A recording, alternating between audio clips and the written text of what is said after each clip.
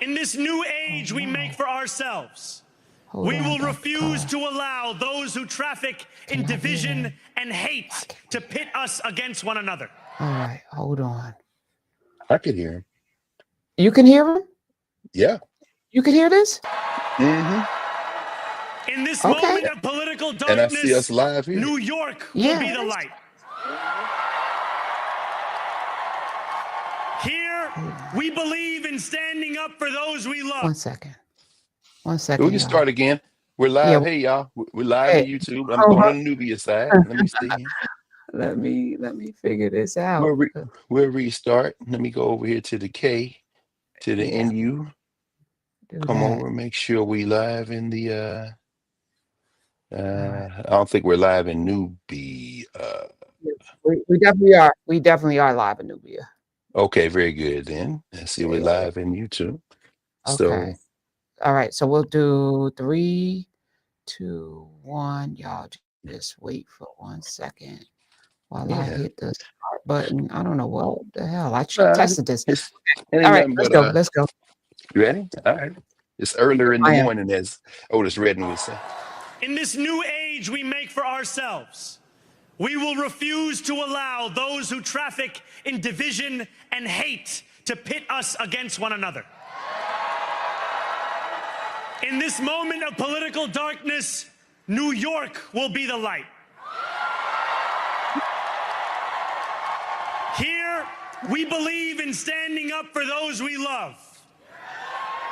Whether you are an immigrant, a member of the trans community, one of the many black women that Donald Trump has fired from a federal job, a single mom still waiting for the cost of groceries to go down, or anyone else with their back against the wall, your struggle is ours too. And we will build a city hall that stands steadfast alongside Jewish New Yorkers and does not waver in the fight against the scourge of anti-Semitism. Where the more than 1 million Muslims know that they belong. Not just in the 5 boroughs of this city, but in the halls of power. No more will New York be a city where you can traffic in Islamophobia and win an election.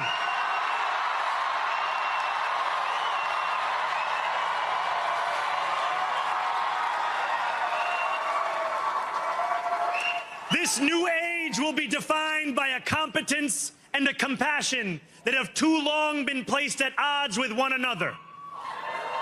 We will prove that there is no problem too large for government to solve and no concern too small for it to care about. Okay. Good everything. Hi. Good everything. Mr. Hunter, you said that gave you a different feeling? You told me the other day? Yeah. You know, I don't have a lot of optimism as it relates to this this current construct that we're in, that we find ourselves, primarily because, you know, and it's really disappointing to have a media that doesn't do what it's supposed to be doing, right? And for a couple of maybe 3 decades, we have been inundated with misinformation, disinformation, controlled at every front. The work to be informed is a yeoman's effort, you know, to figure out how to suss through all of the noise to get to a kernel of truth where we can all hold on to, you know, some semblance of humanity. You know, it's been disappointing. And I think, you know, sitting on the radio Monday through Friday, 3 to 6 for the last 11 years, 3 to 6 p.m. Eastern, talking to people from all over the world, and also in the classroom, you know, for 25 plus years, talking to young people, you know, you get a sense of how dire it can be, you know, and also you get a sense of the possibilities, because when you create a community, as we have in Nubia, you see that people do want to know. So the fact is, there's a conspiracy, you know, to keep us separated, divided, ignorant, and too many people fall into that, trap. And so the election, it should have gone this way, but I went to, I woke up that morning thinking, the bomb threats, to this, to that. I said, I don't know if it's going to work. And so, yeah. So when I watched it happen, I said, this is what I've been saying. When we overwhelm the polls, when we show up in numbers too great to cheat, to lie, to steal, this is what happens. And people showed up in great numbers. And it's still not enough. But when we show up for one another, when we show up for ourselves, good things can happen. That's right. That's right. And we then as a species have the opportunity to speak our truth. When everybody shows up, or when the more people that show up, the fewer hiding places people have to be their true selves. Shout out to every single one of the haters who now can drop and speak their special truth.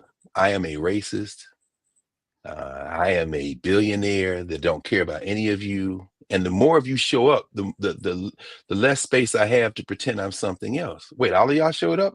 Well, damn it, I'm a racist. Well, good. Come on. Do you want to eat too? We got, this is what I love about this brother, Zohan Mamdani, regardless of what he may or may not be able to accomplish in City Hall with his all-woman transition team, sending a message with every single one of those women, inside and outside of City Hall. This is what I love about him. When Jonathan Greenblatt decides to get on Morning Joe and say that this man has never been in a synagogue and that he's going to set up a Mamdani watch team because people are being bullied and there's anti-Semites. And then they ask him about it. He smiles with all these women behind him and he says, I haven't talked with him, but as I said in my speech, I stand shoulder to shoulder with everyone and every rabbi, every community leader, every person involved as well. And I look eager to work with them. And of course, I've already had to correct Mr. Greenblatt once when he said I'd never been to a synagogue. So I hope he will continue. And he smiled and kept going.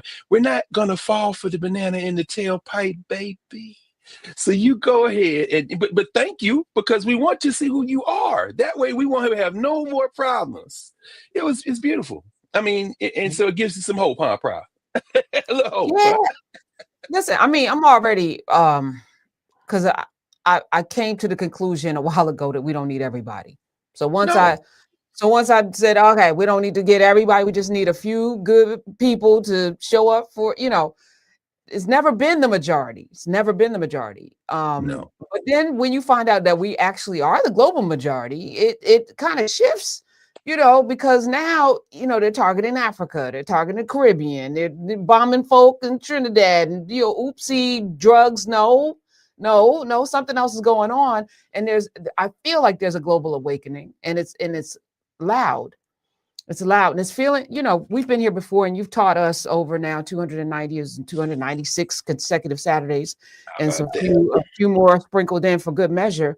You've taught us, that, from Lumumba to Kwame Nkrumah, who Mamdani's middle name, he's Zoran Kwame Mamdani, right? After Nkrumah. There's a tie that binds us all if we are paying attention.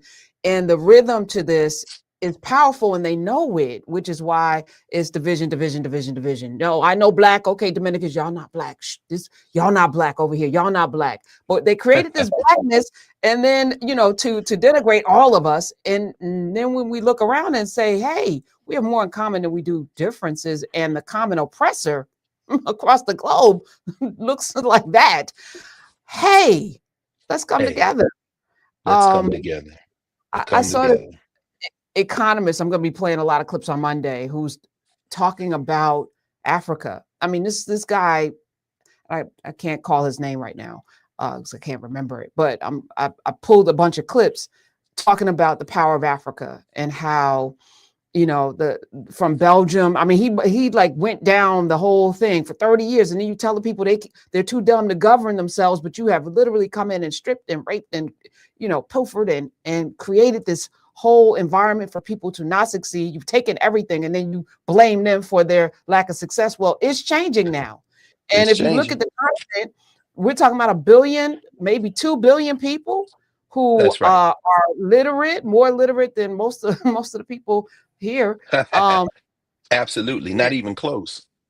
Right. Not And once they say, sadly. hey, Traore and others are like, yeah, no, you can leave. You can leave and leave our stuff too. Get out That's right. and don't take That's anything right. with you. That's You right. know, it's Oh, gonna be that's the interesting. problem. Now we got a problem. Yeah. Wait, Yeah. you want me to leave? I'm never leaving. The last poet say, I'll never let you go. And I will retreat for a moment to a neighboring country. Shout out to the comprador class and some of these surrounding countries. But it's interesting you mentioned Traore. I mean, that whole alliance of Sahel states with Mali and Burkina Faso, that whole notion that you can buck colonialism. The rhetoric has always been there. It's not as simple as the rhetoric, of course, because Traore is a very inspirational figure, but he is, after all, a military man, as was Jerry Rawlings in Ghana. And so there's always a little unsettled.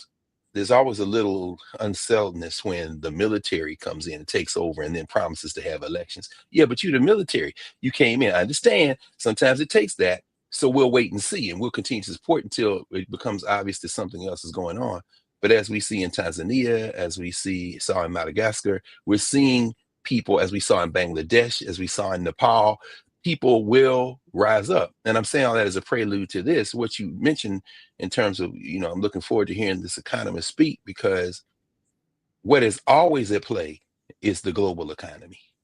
And, I spent $100 last week on a book, The Financial Statecraft of Borrowers, African Governments and External Finance. This is Alexandra Zeitz. And what Wow. Zeitz is writing about is how once you take over a country, and she's using Africa in case studies. It's very interesting in terms of statecraft. She's at Concordia University, and she's looking at several case studies, Ethiopia, Kenya, Ghana, and then looking more broadly. But see, what they never do is leave. So they say, okay, well, France, you want to, okay, well, that's no problem, because you're still going to need aid. You're still going to need trade. So we still want to get your ground nuts, Senegal. We still want to get your oil, Cote d'Ivoire, but we won't interfere directly. But what we're going to do is we want to partner. You've taken over the oil company, no problem. We will partner with you instead. So they never leave. So then the question is, how do you engage in statecraft when your economy is still so deeply bound with them that even though you don't see them anymore on the streets of Ouagadougou and Burkina Faso, you still got to go to the bank, and you still got to be, okay, now here come the IMF, and here come the World Bank. Okay, you're going to run it? No problem. We'd like to extend you better terms on the loan that we already gave you. So Traore is like, look, let's just pay them off in gold and be done with it. And they're like, yeah, okay, we could do that. Or we could give you a better loan or better terms. They never gonna leave. You know what I'm saying? So I'm saying that to Right. say, even as And when that's exhausted, then they bomb you. So and but there it is. That's right. right. But I'm loving that we're having different kinds of conversations, right? Oh yeah. Because even Oh you yeah. Me bringing too. in the fact that he's military and that's not perfect, Mamdani's not perfect. None of these people are perfect. But None of them.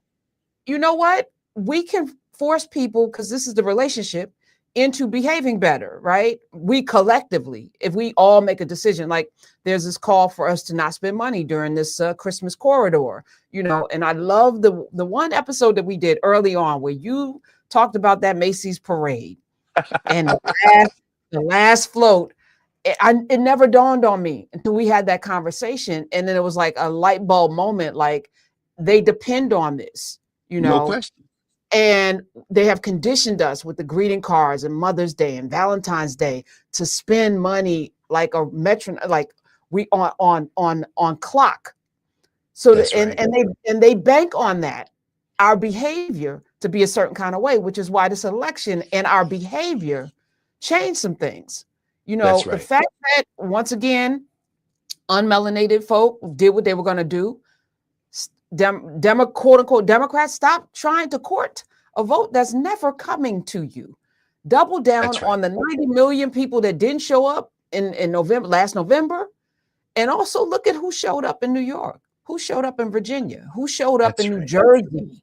That's right. 5 counties flipped, which means that are there really Democratic counties and Republican counties and districts? Or No. are there people who did not show up because when people show up, things change. And it's not about the D's and the R's at this point. It's about, because there's no more Republican Party as far as I'm concerned. And I don't even know what the Democratic Party is when you can have a Fetterman and a Mamdani in the same party, and the AOC and Kristen Sinema in the same party. I know Joe Manchin's now an independent, but that's the same party. A Bernie and a Nancy Pelosi are in the same party during a presidential election. I know Bernie's also an independent, but you know, you have a Jasmine Crockett and you know, Katie, whatever her name is in California, same party.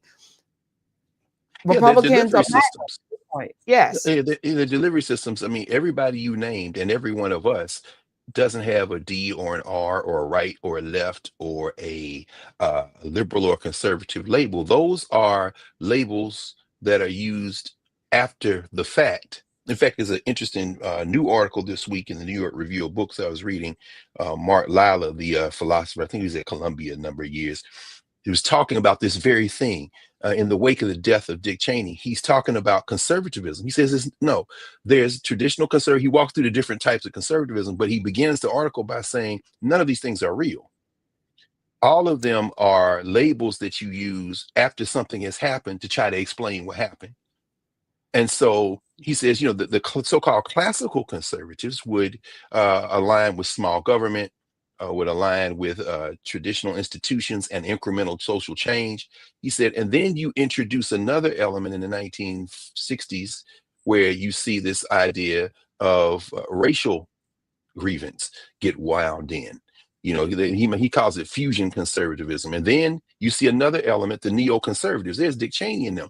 They want to export their values and also introduce a free market element that has gone beyond the idea of just small business. And no, they want all the money. So now what they do is they have caved the chest in of small town America and small business in pursuing money, but they would call themselves conservative. He said, so at the end of the day, don't tell you nothing. It's just not it doesn't mean anything. He says, you really stop using left, right. And so to your point, today, as we're here early in the morning, Ken Martin, who's the chair of the Democratic National Committee, who I'm sure would not like this at all, he's in Tennessee. He's campaigning for this young lady, Afton Ben, who it would be considered a radical, liberal, progressive. How do you want to play it? She's fighting for a congressperson slot, and they say it's in ruby red Tennessee. Tennessee is not ruby red, and Virginia's not blue.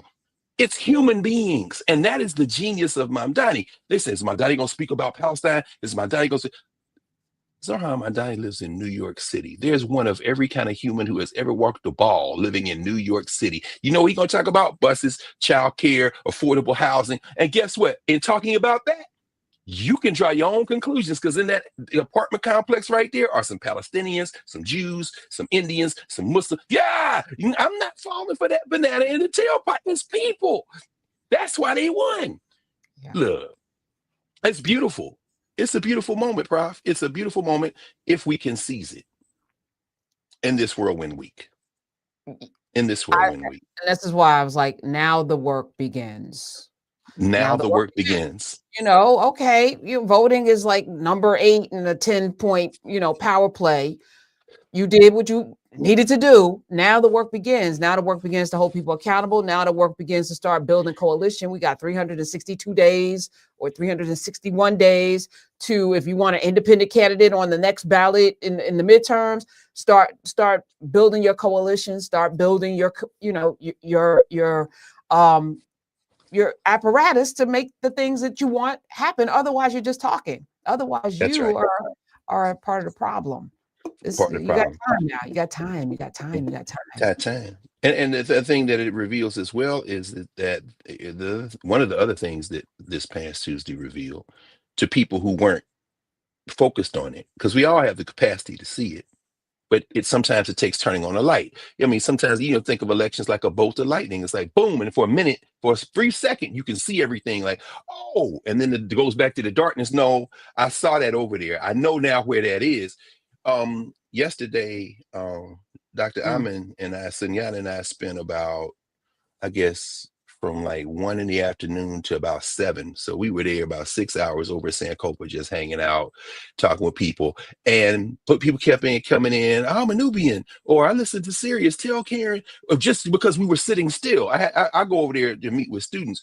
but Sunyata was over there too. She happened to be there that yesterday. So we just sitting there, and I had a little block of time. And so I knew we were going to be here. Once it was clear I was going to be here early this morning. So, okay, well, I'll just sit here for a while and meet with these students and see, hey, what's going on. We started. Anyway, okay. Somebody raised a book that was very interesting and made an observation.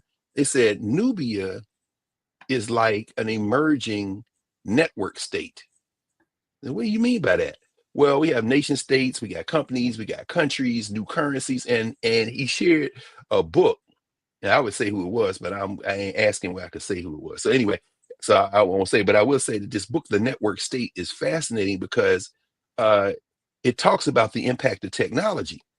He says, the book says, I started reading it last night. He says, this technology has enabled people to start new companies, new communities, new currencies, but can it be used to start new polities, cities, countries? And so what he said is Nubia is in many ways like a network state. People don't say, when they join Knarrative and come into the Nubia community, they don't say, I am a subscriber to Knarrative, or I'm a subscriber to Nubia. They say they're a Nubian. And he said, don't mistake the importance of having a virtual community and using the technology to create a space where whatever else comes out of it or doesn't come out of it, those people see themselves as a community. So when thousands of people come in at any one time, including this morning, including on Mondays or Tuesday, Wednesday, Thursday, Friday, Saturday, Sunday, and thinking together, then the natural the consequence of that will be these people come together. Like a couple of weeks ago, we're starting a school. These people will come together and say, we're starting a library. These people will come because it's a network state. And he said, I don't know of another place right now that has that to kind of a critical mass, that level of community building. And in part because maybe the principal part is because with all of our flaws as human beings, we're not going to agree on everything, whatever, there is a absolute recognition that we want the best for everybody. And I think that's the thing about Mamdani. That is, we ain't going to agree on everything, but you ain't got to worry about me trying to figure out how I'm going to get you. It's the opposite. When he said, I mean, think about our contrast. You think about the contrast of J.B. Pritzker. This isn't a criticism of Pritzker. When Pritzker is standing in Illinois telling Trump, hey, man, to get to them, you got to come through me. Yeah, that's a billionaire talking. I can understand because this ego. Then Mamdani says to get to any one of us, you got to come through all of us. All of That us. is the Yes. difference. That's the That is it. difference. You know That is it. That is it. man. And that is it. That is it. And I was saying to the audience, somebody wrote, not supporting him is akin to getting on an airplane and wishing that the pilot would crash. Mhm. Everybody who lives in New York, you live in New York. The people in New York talking about moving and all, why not help him do the things? Because it'll make New York better, right? Why do you want the plane to crash? You're on the plane, we're in this country. Mhm. Even we're gonna make Barack Obama one-term president. Why? Why would you want that man to fail? And it's different than Trump, who wants everyone to fail. Apparently, he don't want people to eat. You're gonna go defy a judge that said, release the money that you have to give people the food that they have, that was earmarked for them. And he went to the courts and like, I want to appeal this. Yeah. The longest shutdown, people are working without pay. Our air traffic control situation is an abomination. And this is the travel season. People try to get home to their parents and their family. And the lack of concern, you go golfing, it's the opposite, and it should be stark for everyone. It's not, this is not politics at this point. This is about like, are you living here with the rest of people? Mm-hmm. Do you want to? You're not. You're not. Politics being the delivery system, and this is the beauty of it. The commercial news, mass media, commercial news, entertainment, mass media will continue to try to narrate it. This is Democrat versus Republican, and they're welcome to. They're about as relevant. Anytime, we were all over down at Rolling Studios Tuesday night doing the election, and I saw something scroll by and said, oh, so over on CNN, you've got Charlemagne and Ben Shapiro. And I started laughing. This is a clown show. But I understand y'all trying to attract clicks, attract subscriptions. Understand that. No problem. Keep doing it.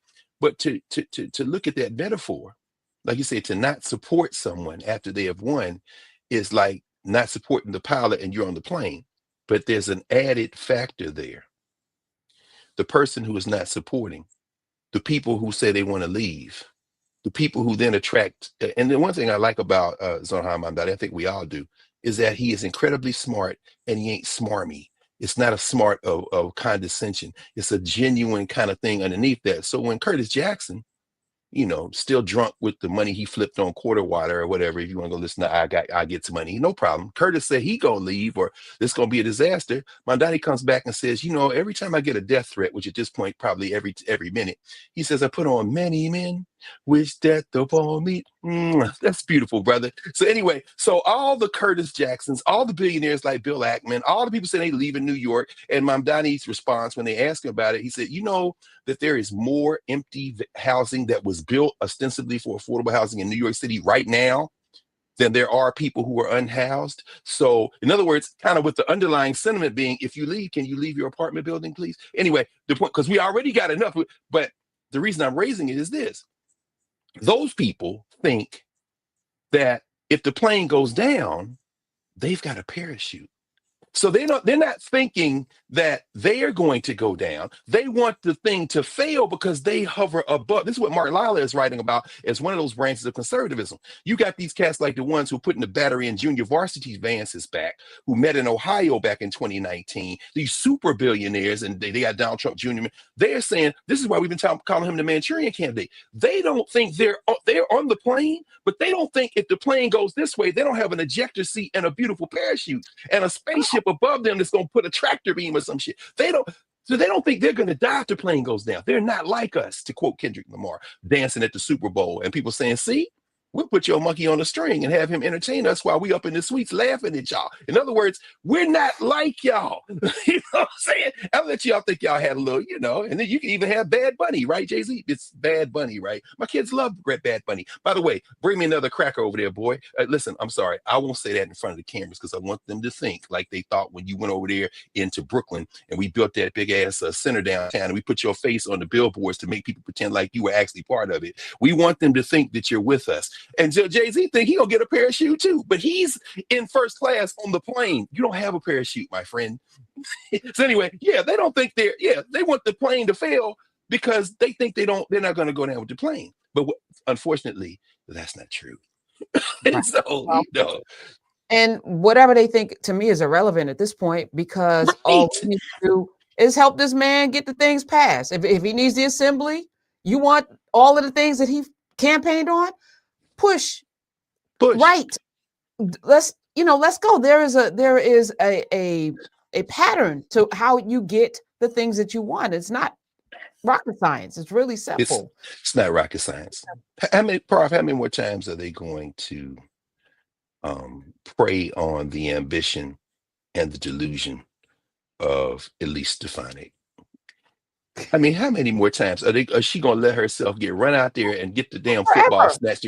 Is it forever? Her, Tim Scott, Donald, all of them, yes, forever. But I mentioned, you know why I mentioned this. If you talked about it, they don't put a bat in her back talking about they're gonna run her for governor of New York to stop Mamdani. Did she actually think she could win an election for the governor?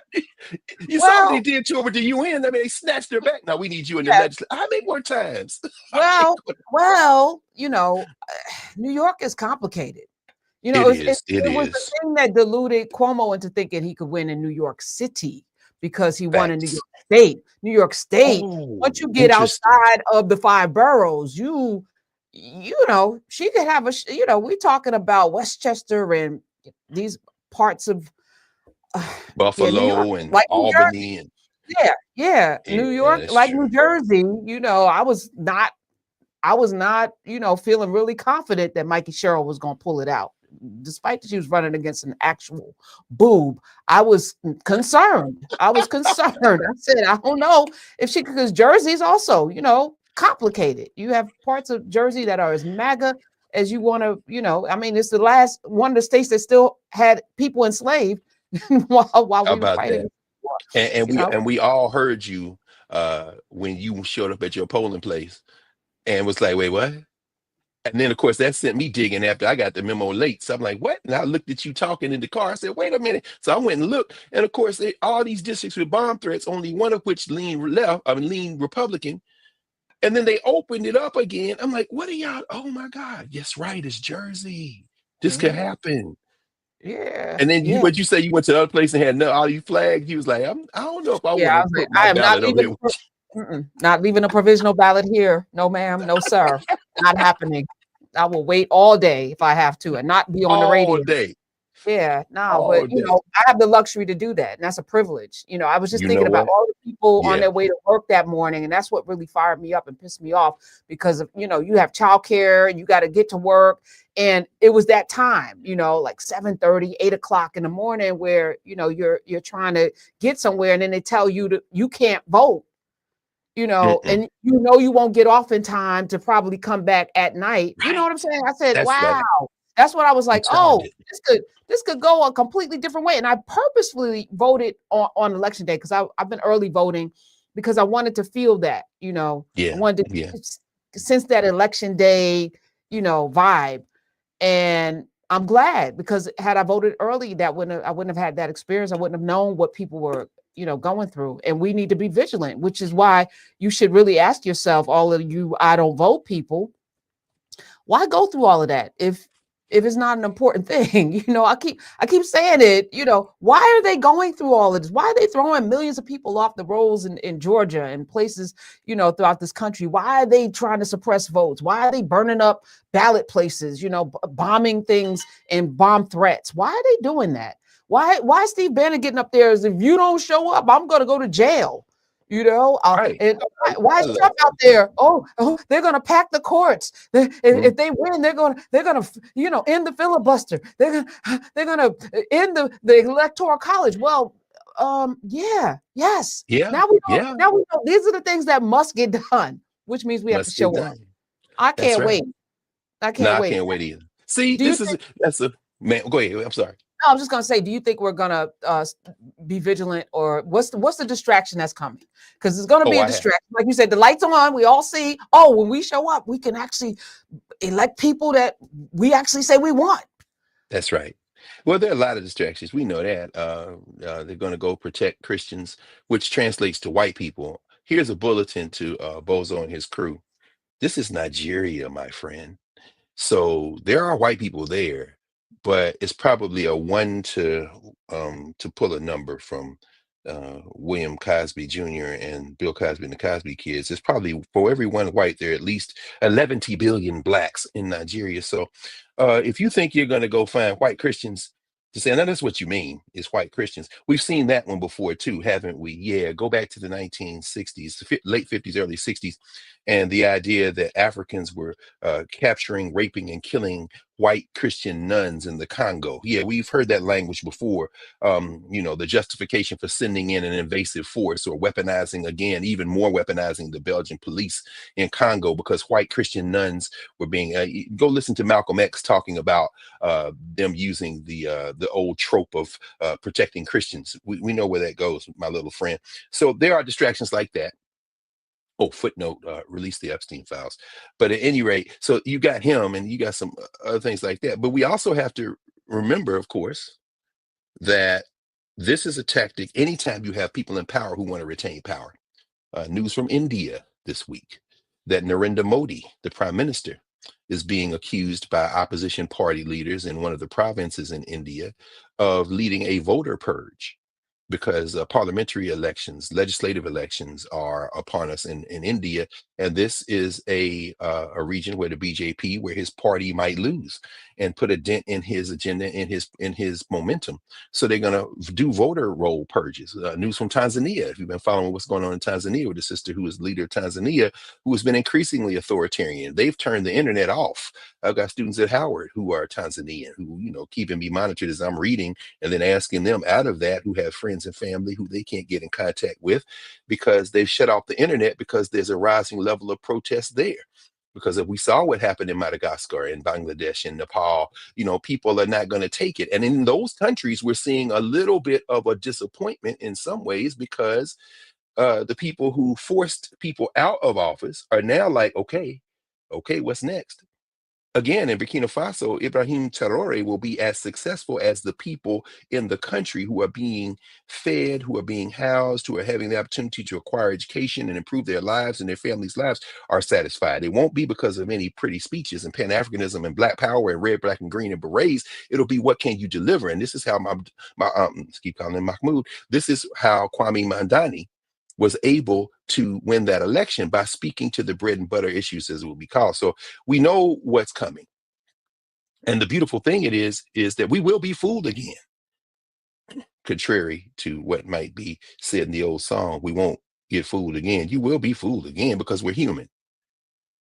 And people, and thank you for those of you who probably haven't been with us every minute of every hour of every time we've convened like this and been in conversation, and all the thousands of people over this almost 6 years who have been in conversation about this. People mistake my criticisms of Barack Obama for criticisms of him as a person. I don't know Barack Obama. Met him one time when he was in the state Senate, ironically, in Chicago at a groundbreaking. And that in passing, because I read his book, and that's who I knew who he was, which means I knew about his journey and his story before, I'd say, 99% of the people who now cling to him. But he's a Rorschach's test. He said that himself in an interview in the New York Times in 2008. He said, people project their hopes on me. And I thought that Zoran Mamdani, when you go back and listen to his whole speech and take your time, and there'll be articles written about this, there'll probably be a short book somebody will produce that will parse the language. The first human being he name-checked was Eugene Debs, an open socialist who ran for president of the United States several times. And in the campaign that he ran against, who did he run against? Wilson Taft, Theodore Roosevelt. He got 1 million votes for president from jail, because at that time, of course, they're persecuting socialists and communists, and they put Debs in jail, an open socialist, and he still won 1 million votes. That's the first name Mamdani put in his mouth on Tuesday night. And then as he continued, it's interesting to hear his turns of phrase. He talked about hope, but not that single word that we saw in the Obama campaign posters, David Plouffe and them coming together with red, white, and blue, hope. No, he said there's a new hope. That's what Mamdani said. It may seem like a small thing until you realize, no, he didn't say that. He said, hope is alive. Mamdani said, hope is alive.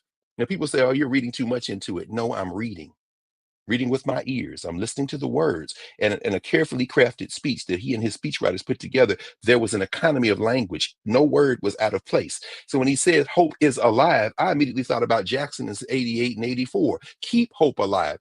Ooh, keep hope alive. Hope. No. Keep hope alive. Hope is alive. Go ahead, man. Look at y'all trading these bars. But what about Obama? No, Obama's people just said hope. And anyway, I know I'm not going to beat up on Obama because it's too easy. My point is this. I look at Obama like I look at George Bush, like I look at George Washington, like I look at Franklin Roosevelt, Donald Trump, Bill Clinton, like I look at any president of the United States, Lyndon Johnson, John F. Kennedy, Harry Truman, Franklin Pierce, for that matter, or James Buchanan, which preceded, of course, Abraham Lincoln. And before them, Zachary Tyler, maybe even Millard Fillmore or William Henry Harrison. I look at him like a president of the United States. And when you look at him like a president of the United States, he becomes virtually indistinguishable, except for the cultural pose. If you're mad, I echo the words of our teacher, John Henry Clark. Don't get mad, get smart. He got hella style, wicked style. His partner just published a book. Shout out to the stringy haired Afghan. Let me not do that. To Megan Kelly for hating, because I understand the hate. But this is a great book here called The Look. Have y'all seen that? Let's do a little show and tell. The Look, Michelle Obama with Meredith Coop. My friend Farrah Griffin at Columbia wrote a foreword for this. But what it is a discussion of how she had to narrate her look, her style. And she's writing about the things she had to do, from dress to hair, the significance of having her arms out. Who do you think you are? Marjorie Taylor, Ric Flair, WWE Green? Her wigs. She said, oftentimes I'll have my hair braided or plaited under the wig, but I knew I couldn't wear the hair natural because that would be too much for these political people. Now, they're already getting on my husband for having a tan suit on, but it's fascinating the distractions that can come when we don't look at the policymaking agenda. Again, I would encourage people to read David Garrow's book on Barack Obama and read it right alongside what he's written about himself. I don't have any axe to grind with Barack Obama. I look at him like a president. That's a social structure rendering. If I want to look at cultural meaning making or movement in memory, or look at governance, who Obama was and is to us, then that is why we have an Africana Studies framework. And I would just encourage people to take a breath, and think. We'll be just fine. There's a reason Barack Obama called Zoran Mamdani in the days leading up to the election. I think politically, there are some things that he agrees with him on. I think strategically, Obama is a brilliant dude. He sees that Zoran Mamdani is inevitable. But let's be crystal clear. Mamdani is not Obama. And if he turns out to be Obama, okay. He won't be the first politician or the last to disappoint us. And just civically, he can't be president. So I think that gives him Right. a bigger a bigger platform and more freedom to move about the cabin, because Absolutely. you can't accuse him of having presidential aspirations because he can never be president. Well, unless That's they right. change the law. Well, no, right. Well, let me see. It's interesting. A man who could have been president, but who loved New York City and who became a symbol of good government and building community from his posture as the mayor of New York City was another name that Mamdani name checked early in his speech. The Little Flower. Yeah, Fiordello LaGuardia. See, y'all got to listen to what Mamdani was doing. He's talking to everybody, including them people on Staten Island that came together to try to stop him and couldn't because there are count them, 5 boroughs in New York City. The point is that, even as people now worried about LaGuardia and John Fitzgerald Kennedy because scruffy Sean Duffy is going to try to mess up y'all's travel plans for the holidays and use travel and holidays as a weapon to shore up his white supremacy. I'm sorry, scruffy Sean Duffy, who's, mango hair, looks maybe second only to the Confederate Gumby, Trey Gowdy, who used to be in South Carolina. I don't know who gives y'all these haircuts. And this is from a man who doesn't have a sense of style. But what you do is embarrassing, Mr. Secretary of Transportation, if you had any sense of style. Maybe you should check with Michelle Obama. But anyway, he name checked LaGuardia because Mamdani understands that from his perch, the president of the United States as a policymaker is always going to have more power than the mayor of any city or the governor of any state. But he also understands that if you look at the polities in the world, if you look then the state of California is in the top 5 of polities in the world. No, maybe the top 10, I think maybe 8, sometimes 4. I don't remember the ranking in terms of the largest economies. New York City's in the top 20. New York City. In fact, I think it's in the top 15. I've seen numbers that said 11, the 11th largest. But let's just say top 20 to keep it flexible. Let's be crystal clear about this. Do you have to be the president of the United States to influence? Or might the real play be to be the leader of a community that influences the entire globe in the short square miles that become New York City? So the fact that he cannot be a president, I agree with you wholeheartedly, Professor Hunter, that takes something off the table that not only isn't necessary, but that can remove the distraction so that we can see the real thing. This is about good government. This is about building community. And unfortunately for all the white nationalists, especially the ones who can be racist on television and then late at night when they turn the TV off, become the most multicultural of us all. You know who I'm talking to. They love New York. They just want to run it. And they're not going anywhere. Now they're going to try to break his political back, but unfortunately his spine is fortified by all of us. That becomes a very difficult thing. You can't say all of us to the United States of America. As I've said many times and will continue to say, this isn't a nation. It's not. It's a state with a lot of different nations in it. And guess what? New York City isn't a nation. It's a polity with a number of different nations in it. However, at that level, you can send a charge to everyone when he begins to enumerate everybody. When he opens that speech by talking not about race, not about identity, not about culture, but about the hands that lift the boxes, about the hands that wash the dishes. It was a brilliant rendering because anybody who's ever done that can place themselves there. I worked at Wendy's, I worked at Arby's, and I worked at Crystal's. That's how I bought my first cars. That's how I was able to take a girl out to the movies. So I know what them boxes look like. I know the heat that you put in that sink in the back when you are closing or opening in the morning at a fast food restaurant. I know what that does to your hands. No gloves involved. And so when you say that, them hands ain't just, I worked with the white boys. I worked with the Latinos and Latinx. I worked with just about anybody else who was in Nashville, working class, trying to get a few pennies together. So let's be crystal clear. He started that way because I'm talking to everybody who has that. Now, if you're a Bill Ackman whose hands have never touched anything, or if you're a Donald Trump whose hand has never held a baby, you had the nanny for that. And we see how that turns out, right, Eric? Right, Don Jr., right, Ivanka? Maybe Tiffany, I don't know. But anyway, I'm saying you can't relate. So now you want to, except you want to be the boss. So later on in the speech, when he says, Donald Trump, we are going to stop you. I got 4 words for you. Turn up the volume, turn the volume up. Not turn up the volume. No, turn the volume up. Every word carefully placed. And then he goes on to say, we know what to do. He came from here. So we're going to stop him, and we're going to stop the conditions that will produce another one. Oh, y'all mad. Because another thing about it, and this is the thing that you can't teach. This is the thing that people love, and I'm one of those people about Barack Obama. When they don't call him no drama Obama for no reason.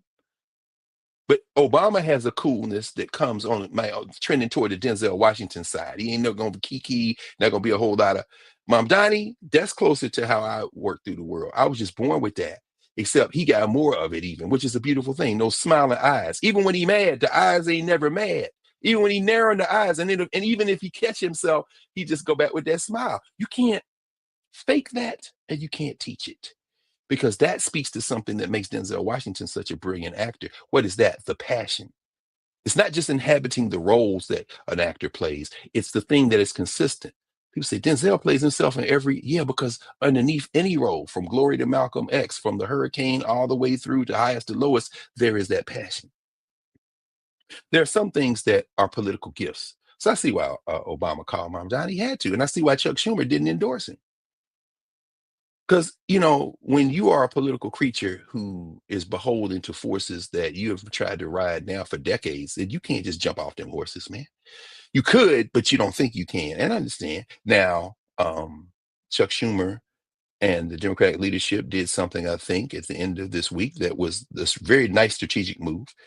They told the white nationalists, and don't make no mistake, Chuck Schumer's a soft white nationalist. Again, Democrat, Republican. I don't call the Republican Party the Republican Party anymore, because I want to be clear about what's at stake. Whatever decent human beings are left in the Republican Party have been cowed into silence by the white nationalists. So the hard white nationalist party, the Republican Party, they made an offer. We'll reopen the government in exchange for 1 year of extending the federal subsidies for the health care.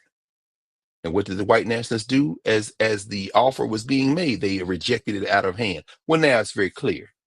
You don't want to negotiate. You're against everything. You're listening to your Lord and Master and your funders, and you're saying go to hell. So Chuck Schumer played a role in the last 24 hours. There are people who are confused about Ketanji Onyeka Brown Jackson, to whom the appeal fell, because they do it in rotation, and they do it based on region, and they do it based on who's next up for appeals to the Supreme Court on the so-called rocket docket. And so when Bozo and his friends said that we don't want to feed anyone, and we want to appeal not to the Supreme Court because we've lost at the district level in Rhode Island, we've lost, and Massachusetts, we've lost at the First Circuit Court of Appeals. Now let's go to the Supreme Court like they've done every other time. It fell to Ketanji Onyeka Brown Jackson to tell them, we haven't ruled on the merits. However, what I'm going to do is make you pause. So we're not going to make you do it yet, but what we are going to do is say that we will allow the First Circuit a little bit more time to rule on the merits, and because they did not overturn the circuit court, the district court that said you gotta dip into that fund you have, not even the big pool, because you got a bigger pool, but you're going to tap into that pool that explicitly says that for the food stamps, that explicitly says for the food aid, not even the women, infants and children, but yeah, aid for families with dependent children. You got to tap into that to pay these people the November benefits. And so the First Circuit Court of Appeals said, yeah, we're not going to overturn that. So they go to Supreme Court. It fell to Brown Jackson. And what did she say? Because she is resolutely committed to the rule of law. She says this is a mandatory administrative pause. This is an administrative pause. You got 2 days after the First Circuit Court of Appeals rules on the merits to decide whether you want to appeal to us again. She did not give them unlimited time. Now, of course, if you're listening to people like Lennar McKelvey, I'm sure he'll be talking about this and getting it wrong next week or whatever else. They're going to say, oh, she sold us out. Don't do that. That's a distraction. So I thought that this week, just for a few minutes this morning, we don't want a short schedule this morning, uh, we talk about victory laps. We saw a victory lap late on Tuesday night. What is a victory lap? It's been a whirlwind week. Shout out to the Temple of the African Community of Chicago. I got a chance to spend Sunday, flew out, flew back for a Sunday ceremony at the most worshipful Press Hall Lodge, the lodge in Chicago over on 42nd, to attend and speak at a ritual celebrating the decades-long work, over 3 decades work of Priestess Yvonne Jones, High Priestess Yvonne Jones, who is the priestess of the Temple of the African Community of Chicago, and also to celebrate the installation of the new priest, the high priest, Brother Marlon McClinton, Pianki Iri Heparu, who is the new priest. This is a temple that was formed 1 year after the Kemetic Institute in Chicago. So it goes back to the 1970s. Actually, no, in the following decade, the temple came, but these most of the same people, and just a brilliant community. And got a chance to spend the day in Chicago. Went by Powell's bookstore on 52nd Street, 57th Street Books. Spent some time in there with the folks, and good. I always go to see the book people. Shout out to my people at Powell's; they always look out. And I was back on the plane. Shout out to Mama Ife Carruthers, especially. I always relish getting the chance to spend some time with her, and it just a beautiful moment to be in community. But while I was out there, I got a chance as well to ask and to listen, to sit with the elders, including the brothers who run the Prince Hall Lodge out there, and just being in community and listening to what's going on the ground in Chicago. And to all you punks in ICE and Border Patrol out there smashing windows and messing with people, I got a chance to affirm what we should already know, which is y'all know where the gangsters are, but y'all don't go in them neighborhoods, do you? Because you left your bird chest at home, didn't you? Didn't you? Very interesting. I mean, in other words, to affirm the things we already know. But again, we're thinking about how communities respond this morning, and there were victory laps taken. So I just want to mention them and be happy. And I was happy to be with them for a minute. And so we'll keep this going very quickly. So here we are in early November 2025. And these state and local elections in the United States, this cycle that we've just gone through, they're part of this global wave of resistance. There's a global wave. What is the resistance to? Rising inequality, to predatory government, to predatory private actors in league with governments that they think they've bought. And as I said, from Tanzania to Madagascar, from Bangladesh to Nepal, popular uprisings, either in the street or in the ballot box or both, they're triggering these sudden changes in governments, or they're threatening to trigger sudden changes in governments. That's what's going on here in the United States right now. And again, people say, why are you always enthusiastic? I'm always enthusiastic. I think now with that lightning bolt that flashed, some of y'all are now feeling the enthusiasm I'm always feeling. Why? Because I know enough about the study of history and studying it to understand what comes next and what happens when these moments happen. I'm very enthusiastic. People say, "Why can you smile and say the United States is not going to be here in this current form?" I said, "Did you watch Tuesday? You was listening to commercial news, entertainment, mass media. Oh, you should listen to them because they have a vested interest in distraction. Red versus blue, D versus R, conservative versus liberal, and then we have and then you actually go to the ballot box. Jay Jones was probably never in any real danger in Virginia. But the horse race, commercial news, entertainment media made you think, oh my God, he had some text where he said, what is going to make these Republicans ever get serious about gun control? Maybe it would take one of them having to be killed. Should he have said it? No. Question though, I'm not asking who we are to other people. I'm not asking a social structure question in that vein. But I ask, should Jay Jones have ever exchanged in a back and forth on some device about people being killed? No. Social structure answer is no. Governance, who we are to each other, that might be a different question. And after all, in this social structure, when you walk in the ballot box and vote, who knows why you went in there? But I know one thing. I know the White Nationalist Party will never pass gun control for any reason, just like they will never pass health care for any reason. In other words, I would rather you die than you take my gun. Okay.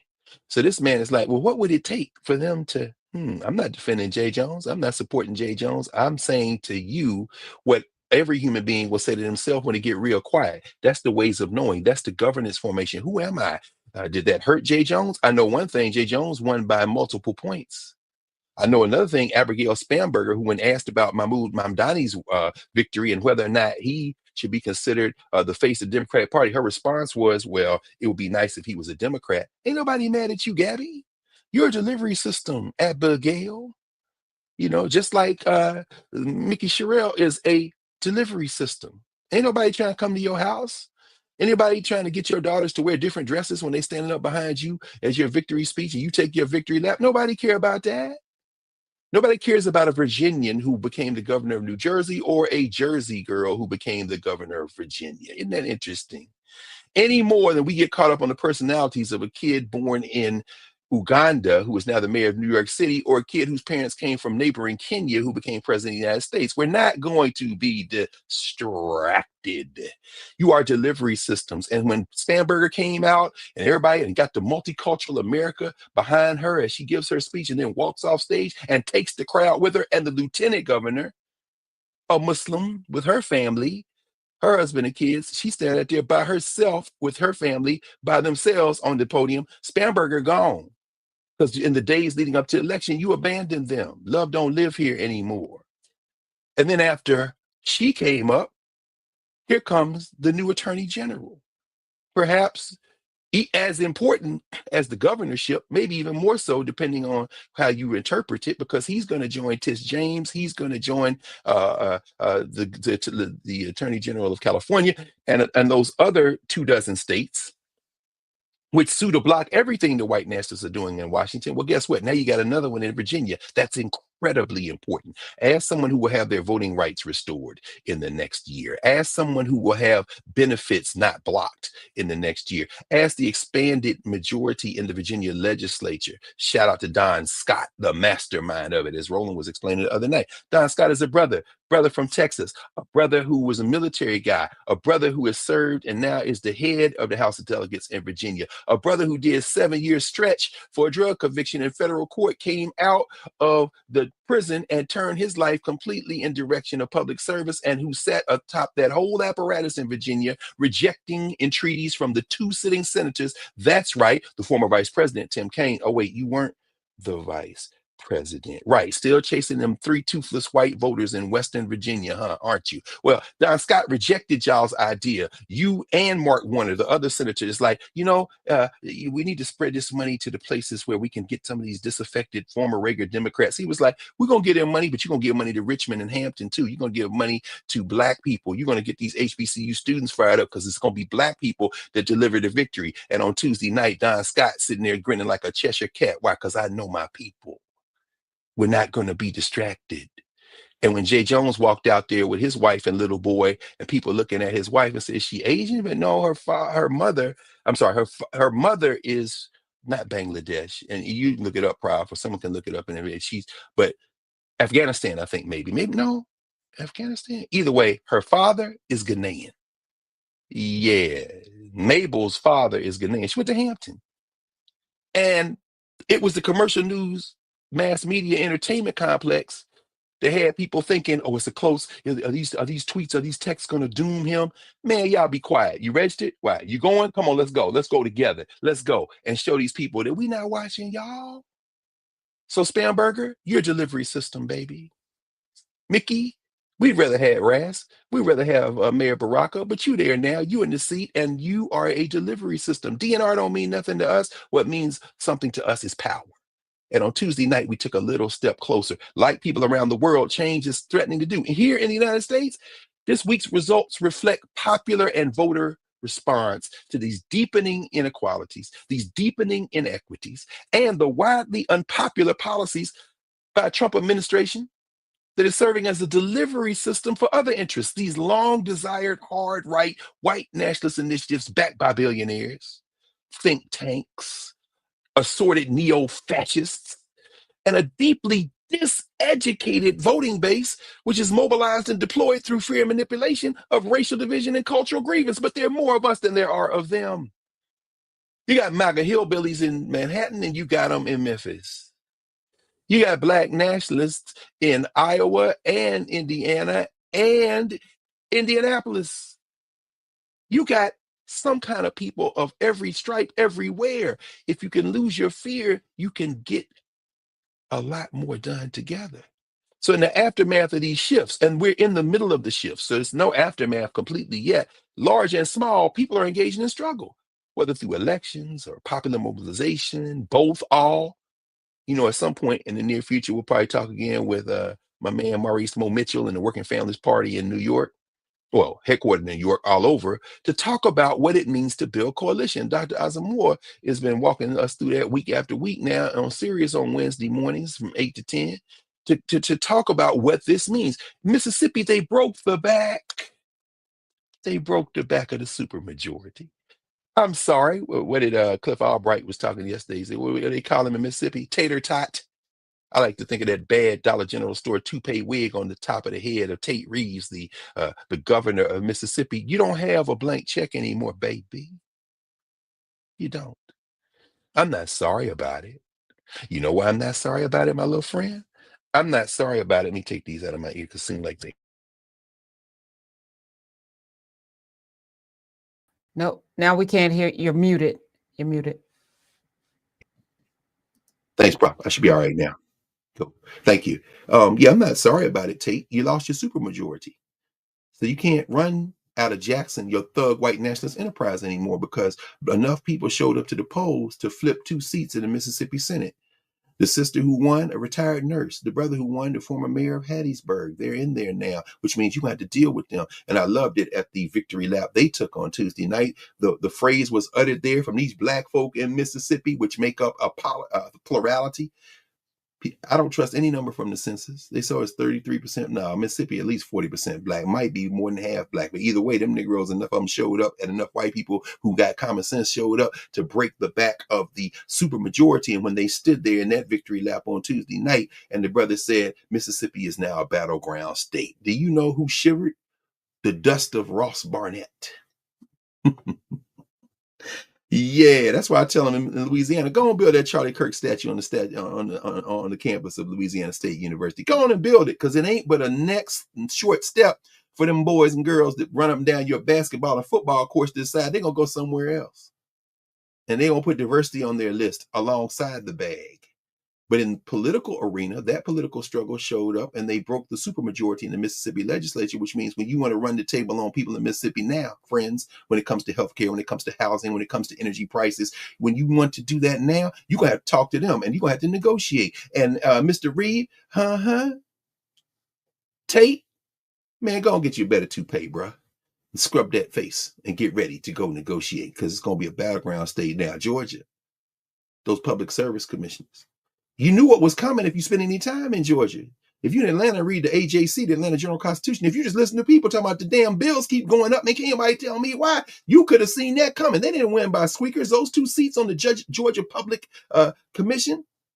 Yeah, those 2 seats on the Utilities Commissions, which are statewide votes. Those 2 seats were won by comfortable margins. White man, black woman, now they own the commission. And it's statewide. John Ossoff, take a deep breath, man. I know why you was in the back room trying to negotiate with them other 9 Democrats trying to figure out how to reopen the government, because you think you need those votes in Georgia, and you will need a few of them. But if enough of us show up, you won't need any of them, my friend.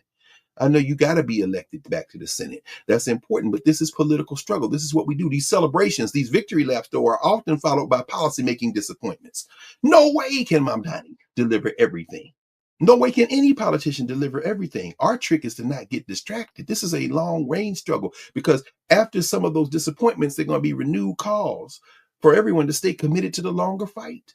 Typically through deploying the same tactics that produce the incremental victories. Well, last time you said he was going to change. Now you're telling me that because we didn't get everything. People beat up Bill de Blasio, and there were some things that he wasn't able to get done. There were other things he tried to get done. There were some things like that pre-K that he got done, but we can't think, and we don't discuss politics intelligently. We're very immature in that, whether it be Bill de Blasio or Barack Obama. We can't, because we so caught up in the image. We so caught up in the, so just take a deep breath and understand it's a long-range struggle. What lessons from the current U.S. electoral moment might guide our next steps?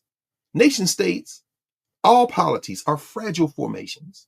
especially those like the United States, built on white nationalist narratives and marked by these intractable, you'll never get rid of them, racial and cultural diversities. I'm sorry. New York ain't part of America. Yeah, it is. And so is that hillbilly place you talking from in your studio apartment in Brooklyn, on your podcast, on your YouTube channel. It's all America, or none of it's America. I'm sorry, Senator Schmidt out of Missouri. It's for us. If it's for everybody, it's for nobody. Well, guess what? I guess it's for nobody then, my friend. You better check the loo. Because you losing elections at the city level, like they're losing elections in Albany, like they're losing elections in Syracuse, like they lost an election with Mary Pittman, and not even 40 years old, the first woman mayor of Detroit, Black woman. One of my students at Howard University Law Schools, on her campaign, one of her speechwriters, some of the language she used in her victory lap on Tuesday came from him. And we celebrated in class the next day as he took the flight and came back to class. Oh, yeah. Speaking of class and students, shout out to the new mayor of Stockbridge, Georgia. This boy, senior at Clark Atlanta University. I'll find a way, or make one. He took that motto from Clark and put it in the damn mayor's chair. 22 years old. So, yes, Mr. Schmidt. If it's for everybody, it's for nobody. I guess it's for nobody then, my friend. Are you nobody? Because we are somebody. In fact, keep hope alive. Hope is alive. Loving that intergenerational energy. If you think that Zohar Mamdani just pulled that phrase out of his ass, you're not paying attention, my friends. This is a permanent cold civil war in the United States, because the United States was born with a congenital heart failure. It was born with a terminal disease. But guess what? So was every nation state. This is a recent concept in world history. Every nation state was born with an expiration date. We just don't know when. But you see, you got to understand, it's going to continue to heat up. And as that permanent Cold War flares up again, as an outbreak happens again, the demographics have changed. The polity, the United States future, will likely not resemble the United States. So it won't resemble the United States of 250 years ago. The racial dynamic has completely changed. It wasn't that big. You didn't have all them indigenous people that you tried to kill. And I would include those who speak Spanish that we call Mexicans. California and New York, that's the future, not the past or the polity, my little friends. But it's not going to look like it looked 250 years ago. It's not even going to look like it looked 50 years ago. It could ultimately resemble something better. But something got to die. White nationalism, if it can't, it probably won't, it will never die, but you can control it. It can be like acquired immunity deficiency syndrome. You can get better drugs, and you got to live with it. You got to live with white supremacy in the United States of America as long as you got white supremacists. And you got to live with capitalism too. There's a term that was coined. We'll get to that in a minute. I'm kind of winding this up in a minute. We're going to be quick. Like I said, there's a whirlwind week this week. This celebratory run around a ring or a track, the so-called victory lap. There were a lot of victory laps this week. The celebration speeches that we heard, the gratitude, the expressions of gratitude from the victors. But in the wake of triumph, you got to do it again. What did Nas say in Classic, his bar in Classic? The song with him, Rakim, KRS-One, Classic, better than I ever been. He said, you got to win. Nas said 3 times, 4 times, then a couple of more times. In other words, you got to keep winning. It's very important to understand. You know, as Marvin Gaye said in Trouble Man, I come up hard, I had to win, then start all over and win again. I come up hard, but that's okay, 'cause trouble man won't get in my way. I seen some faces and I seen some places. They dig my connections. I got the protection. When people say that's okay, they don't bother me.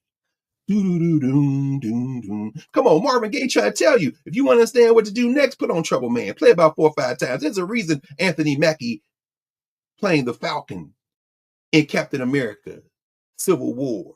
Tell Steve Rogers, Chris Evans, tells him, write down in your little book, since you've been asleep since the 1940s, here are some things that will help you understand what has happened since. One of them, listen to Trouble Man. He says, Trouble Man, got it. He writes it down. And at the end of the Civil War, Captain America Civil War Marvel movie, you see him listening to Trouble Man. And then you see them, what's next? Propaganda. But you remember the first Avengers movie when they were fighting the Chitauri in Manhattan? and Robert Downey Jr. playing Iron Man goes up into space and they blow up the nuclear weapon and seal the thing. And oh, they've been defeated. And what is the last scene? In the last scene, Thanos. You see the cameo of Thanos. Thanos is like somewhere out in space, sitting on his throne. Well, so he sticks his hand into the Infinity Gauntlet with no stones in it and says, I guess I'm going to have to do it myself.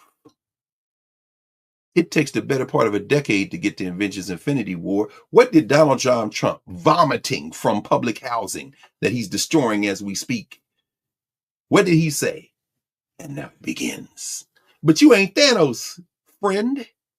Oh, no, they got you surrounded, baby. How it's very interesting how these damn stories go back to New York, because isn't that where Dr. Strange's mansion is? Anyway, the point is that when you think about it, when you win, you got to win again. That's all it is.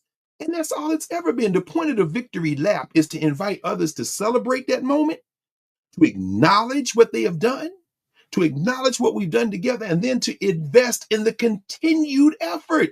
It's not just a valedictory. A victory lap is more than that. A victory lap is a display for engendering expectations. And now the work begins. Bozo, you don't have an Infinity Gauntlet. If you did, your hand is too small to fit in it. You're not Thanos. I ain't gonna say what you are. It's all right. But when we look at Mom Donnie, as I said, this Ugandan, you see this. Let's look at it very quickly through our African stage framework, and we'll close for today. Van Jones, you trying too hard, brother. Like Nenard McKelvey, I know you want to be relevant, and that's fine. Say what you got to do. Get your bag, man. Stephen A. Smith, y'all get y'all bag. But it's y'all the distractions. So when Leonard says the premiums are going up anyway, so if the premiums are going up anyway, I don't know, the Democrats just reopen the government. Yeah, be quiet. Ketanji Onyeka Brown Jackson, for those of you who think that she sold us out, let me just again, that temporary required administrative stay, read the 2-page order. You don't have to be a lawyer. You don't have to be a legal scholar. Just read the language and understand 48 hours after the First Circuit rules, that order will terminate. You say, well, she should have just went up. No. Ketanji going to follow the rules. Now, what she's also going to do is try to get them to follow the rules as well. So those SNAP benefits are held up by somebody, that nasty piece of work, Russell Vogt, you nasty piece of work. They're going to ignore the law anyway. The crisis is unavoidable. What happens when you break the thing so thoroughly by you saying you ain't going to be no rule of law? Guess what? Maybe the rest of us say, or enough of us, well, since ain't no rule of law, no. So Ketanji is trying to continue. Justice Brown Jackson is trying to continue a continuity. She had no choice, in other words. Don't listen to the Breakfast Club. Do not listen to any. Certainly don't listen to Stephen A. Smith. None of them. In fact, I would love them all to be in one space and just talk to each other. I would watch that for 20 minutes for pure entertainment value, but it wouldn't distract me because I know who they are. I also know what they could be, but then I know that they think that they would lose their bag, and maybe they would lose their bag. And in the case of Mamdani, people saying that he's going to keep Jessica Tisch. Is he going to keep the police commissioner? The police is against him. Remember what happened with de Blasio? Remember, every time you try to go against the police, they just dig down more and try to make your life a miserable hell. And then they put the damn police in City Hall. Oh, what he said about Eric Adams. The corruption. I ain't mad at Eric Adams. Go enjoy yourself, bro. Although, please do it maybe January 1st, because he talking like he out already. The Eagles did have a song, "Cause I'm already gone." Yeah, but you ain't gone yet, man. At least sign the damn paycheck, so don't mess up like that, Eric. Mr. Swagger. Don't do that. But maybe he keeps Tish, because it keeps them at bay. Y'all saw that damn fire chief who ain't never put out a fire in his life left quick with his license plates, vanity plates. Yeah, man, go and get out. Take some of them billionaires with you. Free up the housing. But it's important to understand. Now, if you watched the oral arguments this week in the tariffs case, the International Emergency Economic Powers Act, the IEPA case, then you understand that the Supreme Court is looking for a way to say that Trump can't do this. At least that's what it sounded like from the oral arguments. We won't get into the weeds about that today because I'm about to close up in a few minutes. But check out the oral arguments and check out how many times the word regulate came up. I'll give you the number because SCOTUS blog, Supreme Court blog, which is a good blog to follow if you look at watching the federal courts, particularly the Supreme Court, 155 times they use the word regulate. There are 9 verbs in the the International Emergency Economic Powers Act, which is supposed to regulate what powers the President of the United States has that she or he would not normally have, including the power perhaps to tariff, although the word tariff does not appear once in that statute. But the word regulate kept coming over and over and over again. No place in the whole United States code, the U.S. code is all the federal laws Congress has ever passed and the laws that are the law of the land coming out of Congress. No other place in the U.S. code does Congress use the word regulate in the way the government now, Trump's people, want it to use it when it comes to the power to levy taxes, because tariffs are taxes here. No other place in the whole U.S. code do they use that word regulate in the way that Trump and them people want them to use it as it relates to tariffs. In fact, Congress always uses more explicit language when referring to tariffs. They should automatically lose this case. Trump don't got the power to do this. I don't like how your breath smell, tariff. I don't like you use Ronald Reagan candidate, tariff. I don't like, oh shit, I got a pain in my back. Okay, Belarus, start with a B, tariff. You can't do that. Ketanji Onyeka Brown Jackson is what they would call in legal scholarship a contextualist and a purposefulist. What is the purpose that Congress had? What is the intent they had when they passed this law? Amy Coney Barrett and them be talking about textualism. Read the text, the 4 corners of the text. What is the plain language? What is the plain language? What is the plain language? Expect whatever ruling they come up with. I don't think it'll be this summer. It's going to be sooner than that because the place getting torn apart. And the world has moving on. When you read in the news this week that Lula da Silva, the head of Brazil, showed up at the climate summit in a Chinese electric vehicle, man, do you know the United States? Oh, you better stop the LUs, take maybe your own. The world is moving on. And so they're not going to wait till the summer.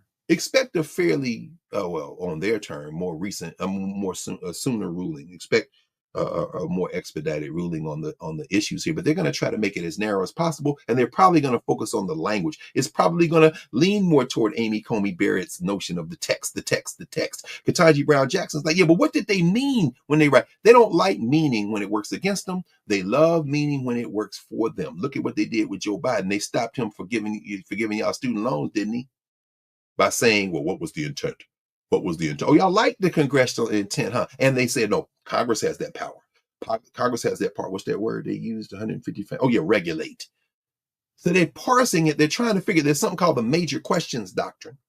Congress must be explicit if they're going to give power to the executive that they have. That's on something called a major question. It doesn't delegate power to the executive without explicit language. That's how they stopped Biden.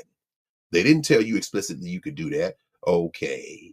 So what about tariffs and Trump? Because nowhere else do they use that in this context. And when they talk about tariffs, it's very explicit. So they didn't give him that either. Oh. Well, what does regulate mean? That's what they hanging at. Regulate. And then they went into their hind parts and pulled out a whole nother argument. National security. They are flailing, friends. It's also something called the non-delegation doctrine. Maybe that's going to be the off-ramp as well. Listen to Neil Gorsuch. If you listen to the oral arguments, listen to Gorsuch. He's trying to avoid the major questions doctrine. He's trying to avoid deciding directly whether this statute or whether the actions are unconstitutional or constitutional. They don't want to answer the big question. They don't want to knock their big boy down because their big boy is knocking down East Wings and flying out to have great Gatsby parties in Mar-a-Lago while people worried about whether they're going to get $5 to eat next week. This MF is down at Mar-a-Lago with a damn great Gatsby party. He done showed you he don't give a damn, but it's so obvious now that Mr. Balls and Strike, John Boy Roberts, who has taken his black judicial robe and ripped it in 2 and ripped it in 4 and ripped it in 8 and ripped it in 16 and ripped it in 32 and ripped it in 64 and then a million other pieces with his funky night in 2010 joining the majority in Citizens United, letting unrestricted money. And John Boy, if there is a United States in 100 years or 50 years or however long, they're going to look at you as one of the worst people to ever sit in that seat of Supreme Court Chief Justice. And Donald Trump is right. If you all get out there and vote, You know what it takes to add numbers to the Supreme Court to go from 9 to 13, which would be one for each federal appeals district in the DC circuit? You could add to 13. You could add to 23. You could add to 300 Supreme Court justices. You know what it takes? A bill introduced in the House, passed by the House, passed by the Senate, and get the president's signature. You don't need a constitutional amendment. So Donald Trump, you're absolutely right. And Steve Bannon, you're in the jailhouse now. You're in the jailhouse now. Yeah, you know what's coming for you, baby. Oh, yeah, you are going to jail if enough people vote and get the right numbers in. So you got to neutralize Joe Manchin on Manchin's not in. Yes, he is. His name's John Fetterman. He's in Pennsylvania. You're going to have to overwhelm them. You got to put Ossoff back if you want to go. Roy Cooper can win in North Carolina. He's probably the favorite to win. You're going to have to neutralize some of the people out west, like one of those senators in Nevada who's always got something to say. You're probably going to have to win in Maine. Get rid of Susan Collins. I'm worried and I'm MAGA at the same time. No, the governor of Maine should probably stay in the race. They got some problems up there, but I think they can probably deliver that for the Democrats. You're going to have to figure out how to flip a couple more seats. Maybe Iowa, where Joni Ernst, Miss We're Gonna Die Anyway, is not running again because you done said one too many crazy ass things, haven't you? But at the end of the day, if everybody gets out and exercises the franchise in the United States, Steve Bannon and Donald Trump, even Donald Trump knows what's coming. But in the meantime, there's going to be some pain. That victory lap on Tuesday felt good, but part of a victory lap is, okay, y'all, now tomorrow it begins, or it continues. It doesn't even begin, it continues. The Democrats proposing this 1-year extension of Obamacare, those subsidies, that was the right play. Because that 1 year now puts you into those midterms. See, that's what they were trying to avoid. So the MAGA Muppet, who now just vomits lies with just such ease, you just sound stupid. And Caroline Levitt, who, I mean, that cross should be burning a hole in your sternum by now, sis. But they have to do that because that's the only play they have left. But those distractions are not working. So then you send scruffy Sean Duffy out with the Department of Transportation to start trying to inflict some pain on y'all at the airport. 4%, then 5, 6, 7, 8, 9, 10%, right in time for Thanksgiving, for this busy travel day. The White Nationalist Party has one card left: the lie factor, the fear factor. New York's going to be in Sharia law. Mike Johnson and all them, Caroline Levitt, everything. The truth factor, however, is also there because now that they're so desperate and everything, the more people participate, the more people show you who they are. Trump done dropped everything. Yeah, they're going to add to the courts. Yeah, they are. And ain't going to be no voter ID either. You saw what happened in that very same Maine where Susan Collins be stuck up there. Them people went to the polls on Tuesday and said, no more strict voter ID. No, we're not voting for that. As I often say, I've been saying these last few, the past couple of weeks, the revolution is not going to be in the capital city. It's going to be coming from the provinces, if you understand Collins and the Hunger Games novels and in the movies that came from them. Steve Bannon standing there at the Conservative Partnership Institute on Wednesday, the day after the election, saying if we lose the midterms, if we lose 2028, people are going to go to jail, including me. So we got to intensify. We're burning up daylight. Guess what? You're right, man. Intensify. Burn up daylight. The network state. We got one in Knarrative and Nubia, and it's growing every day. Here we are, those of you on the YouTube side, it's part of network state too. We're all in the conversation, learning, being in community, figuring out. The wealthy class is desperate to find power wherever it can show it up. Remember Chan and Mark Zuckerberg? Even as news came out this week that Apple is going to contract to the tune of $1 billion per year until they can get their AI up and stick Siri's voice in your ear with the AI that they've developed in-house. They contracted out to Google and said, we're going to pay y'all $1 billion a year for your AI. And remember Chan and Mark Zuckerberg saying they're going to give away all their money. And by the way, footnote here, shout out to the fairy godmother. I ain't even mad at Mackenzie Scott, baby. We talked about this week in our Black University class because we went through the statements last week of the people who have gotten money, how they're going to do it. Spelman, I think you topped the list in terms of telling people dollar for dollar where you're going to put this money. Chef's kiss to the Spelman people. Seriously. The rest of the schools, whether it be, Alabama State, whether it be Howard University, which got another infusion. Because remember, Mackenzie Scott's teacher at Princeton was Toni Morrison. And she learned so much from Miss Morrison, including when she was giving her drafts. Scott was giving Miss Morrison drafts of the book that she eventually won the National Book Award for, and Miss Morrison was giving her feedback. That is really part, maybe the principal part of the battery in the back of Mackenzie Scott. But shout out to that fairy godmother. Now let's go back to these mad scientists, Chan and Mark Zuckerberg, the ones that tried to make Newark into their mad lab with all them damn charter schools, and they put all that money in. Well, they announced this week that they are dialing back and restructuring, not dialing back, they're restructuring. Now it's not about education and curing diseases. It's going to be, they focusing strictly on artificial intelligence and the generational impact they think that can have. I understand. So, Dr. Chan Zuckerberg gets up and says, we're still committed to the principles we had before, because they didn't scrub all that DEI stuff out. Although we know the only DEI in the United States of America is white supremacy.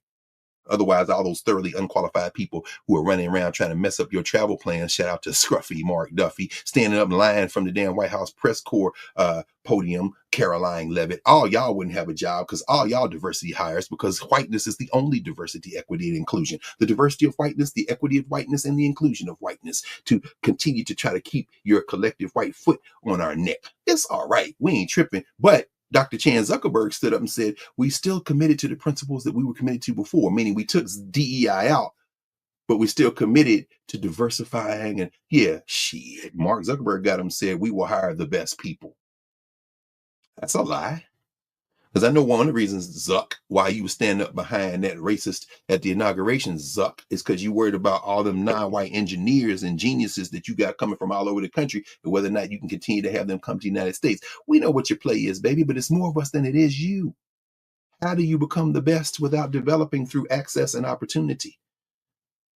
That's what we have to continue to focus on. Let's not get distracted. The racial and class hierarchies in this country are baked in. Breaking through them will take tremendous effort, and still there's a gap, one that will never close in a racial hierarchy in a place like New York City. However, those of you who are New Yorkers, what would it mean to have a city hall and a city council? What would it mean to have people elected to public office who are committed to giving you that access for that opportunity, and to have you do it on your terms? If you are Jewish, you should feel safe. If you've been threatened, that needs to be dealt with. If you are a Muslim, you should feel safe. When Zohran Mamdani says not only do Muslims have a place here, they should can be in the leadership. And he's saying that as a Muslim, just like the new lieutenant governor of Virginia said. And when you hear that, it should not just be a cheer at a victory lap election night victory party. It should be something now that goes forward, because in that same breath, he said, never again will you be able to use Islamophobia to win an election in New York City. That's aspirational, but in a victory lap, it's also something not only to aspire to, but to ensure becomes true. It ain't just about celebration. It's about now we move. And he said, you campaign in poetry, you govern in prose. But guess what? My prose is pretty good. I got the charisma of Fidelio LaGuardia. I got the policy wonkishness of you name the politician. I'm very young, and I'm precluded from any national aspirations that you might think. And please, Mayor Mamdani, don't be running. Don't run for the Senate. Don't run for the Congress. No, you stay out of there, man. And I know, Hakeem, Brother Jeffries, I know why you had to endorse him at some point, because they're going to run somebody in your district. Where Brooklyn at? Well, Tuesday night, they was lined up to vote for Mamdani. And maybe next year they're there to vote against you, to quote two other New Yorkers from Mobb Deep, right? You better go home and think it through. Or the next round I write might be about you. You shook, because ain't no such thing as halfway crooks, scared to run and scared to look. You shook. Ain't no such thing as halfway crooks. You ain't a crook, son. You just a shook one. So, I mean, you had to endorse the man. I understand, because that's where we're coming now. If you read, the Washington Post had an article this week on something called the Rockbridge Group. Their leader, Chris Buskirk. These the boys with Peter Thiel and them put the battery in the back of Junior Varsity Vance when they met out there in Rockbridge, Ohio. They got a website, but ain't nothing on it. You don't see no ads. There don't be no fancy talking. It's the billionaires. This guy, Buskirk, coined a term called aristocapitalism. He says, I'm an aristocrat populist, because you got to have leaders in a society, and the elites are either going to predate on the people or they're going to lead the people. I see myself as a leader. Yeah, but you're a predator too. And it's important to understand that. We talked about that as I'll bring this into a conclusion today. Gerald Horn on Monday night at office hours, we were reading the new preface to the new edition, and we talked to Gerald on the radio yesterday, the new edition of his book from 2007, Blows Against the Empire, U.S. Imperialism in Crisis. They're in crisis. See, these boys who met and put the battery in junior varsity's back and stuck him in the White House with the help of these diseducated people who voted against their own interests. And so they got a Manchurian candidate, somebody from the fictional Manchurian International in the movie featuring Frank Sinatra in the first edition and Denzel Washington in the second edition. But in real life, the billionaires, they got Junior Varsity Vance there just in case one day soon Trump walks out to a press conference in his drawers, at which point you got to trigger the 25th Amendment. I don't even know how Marco Rubio sleeps at night. But what Gerald writes in this new introduction and what he writes in this book, Blows Against the Empire, is about how these international capitalist class people are always going to try to create a system where they're on top, and they will use states to accomplish their goals. But what is the thesis? The hierarchy will remain in place and be locked in until and unless we upset it. This is the real and imagined threat, both of Mamdani. In the world, had to understand, elites should always be nervous, whether it's Tanzania or India. What festers underneath people when they go to the ballot box, the masses don't go away either, which is why you got to cut off all these arenas of expression before these people figure out that they got the numbers. That means cut off the ballot box, cut off the internet, cut off the assembly, cut off the freedom of expression and movement, ultimately maybe even cut off the possibility to let us continue to build these network states. So when you see a Mamdani, he ain't no hero. He's a human being. But the true welcome table he's aspiring to, and he encourages us to aspire to, that is inspirational. If you come for any of us, you must come for all of us. J.B. Pritzker said, if you come for them, you got to come through me first. I appreciate that. But John F. Kennedy is dead. And his rhetoric, however nice it was for people, some people in it, that's different. Mamdani has updated that. The state level elections we saw are showing us this. These ballot initiatives, California, Maine, are showing us this. That Georgia Commissioner's Office is showing us this election. Those local elections are showing us this. The ways of knowing, to kind of, as we talk about our conceptual categories, the ways of knowing Islam, the global threat of Islam is a ginned up, imagined threat. If I want to look at religious extremists, I'm not going to look for Muslims. I'm going to look for so-called Christians here in the United States. The anti-human rejection, we reject anti-human rhetoric. We rejected science and technology. You see that Mamdani mastered the short form, social media. They trying to figure it out. Don't worry. They got memes. They got AI. They're going to put all kind of things in his mouth. But guess what? We got to protect him at all costs and protect each other at all costs. And in that work, we can understand that we have science and technology too. We have access to that stuff, at least now, in terms of cultural meaning making. That clash he had with 50, oh, know about you. No, man, every time they put a death threat on me, I put your song on. Oh, I don't know if he says that or whatever. He walked out to the victory lap on Ja Rule and walked out on music that sounded like it came from Cairo. Not mad at this boy. That movement and memory he engaged in, the Eugene Debs name check, the LaGuardia name check, the Islamic name check, bringing everybody in, as in the clip we saw at the beginning of our conversation today, and then remixing Jesse Jackson and then closing out with that soaring. That is a speech that I think will be taught in high schools and colleges, if we still have schools. It should be studied. I'm putting it right there with Jesse in 84 and 88. And if you want to throw in Obama 2004 Democratic National Convention, that's just fine. But put Mamdani right in there with it too. Understand, I was reading something Benjamin Jealous, former head of MSCP, coming out of Mississippi, wrote. He said, you know, in the cycles in American history, the 20s are always trash. And then the 70s get better. He said, maybe it's 50 years from now this thing gets settled. And he's talking about the 1920s to the 1970s, the 1820s to the 1870s. I said, that kind of listens and makes sense. But I think more in terms of long view genealogy. Where do we start? That makes it important. Where do we stand? How does that inform it as well? Social structure and governance. Who are we to other people? We got brought into a criminal enterprise as people who were trafficked. That means for me, I ain't got no investment in this criminal enterprise, friends. I just don't. I don't have any investment in it. And that's okay, because it's a polity. Polities come and go. Egypt rose and fall. When you hear Gil Scott Heron and ain't no such thing as Superman, you was on the Nile. You went to see great Egypt fall. You fell down to the ground now. And you was out there on the corner when being cool went blind. Gil said, You alone understand that if we're gonna win, you got to stick together, be together, stay together.